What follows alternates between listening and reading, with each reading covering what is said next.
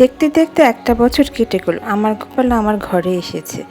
তো এই দোলে আমার গোপালের প্রথম জন্মদিন। Hello guys, welcome to my channel Bengali blog point. আমি খুব ভোরে উঠে আগে স্নান সেরে গোপালকে উঠিয়ে নিচ্ছি। আমার মেয়ে এসে গোপালকে স্নান টান করে তৈরি করবে।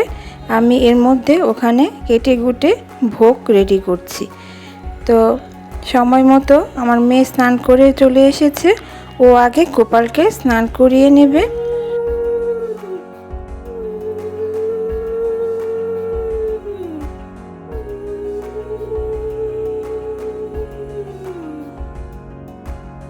ওদিকে মেয়ে পুজো দিচ্ছে আর আমি এখানে একদিকে খিচুড়ি একদিকে লাবড়া তরকারি বসিয়ে ফেলেছি আর ভাজাভুজি কেটে রেডি করে ফেলেছি।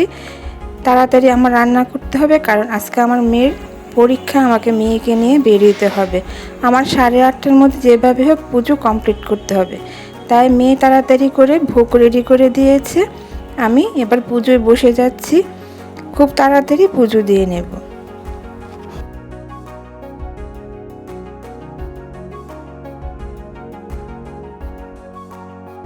আজকে যেহেতু হোলি, আগে ঠাকুরের চরণে রং দিয়ে তারপরে ঘরের সব জায়গায় রং দিয়ে পুজো সেরে নিচ্ছি তাড়াতাড়ি।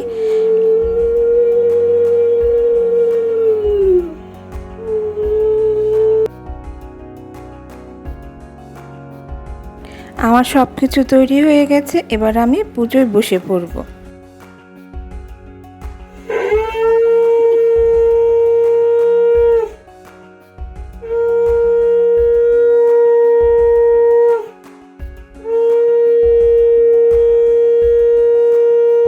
পুজো শেষ করে তাড়াতাড়ি বেরিয়ে পড়লাম।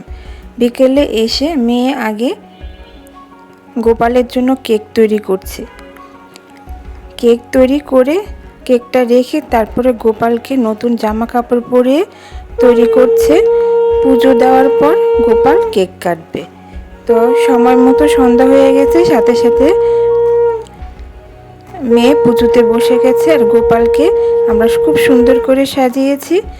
আশা করি তোমাদেরও আমাদের গোপালকে খুব ভালো লাগছে। তো পুজো শেষে গোপাল কেক কাটছে। এভাবে আমরা গোপালের প্রথম জন্মদিন পালন করলাম।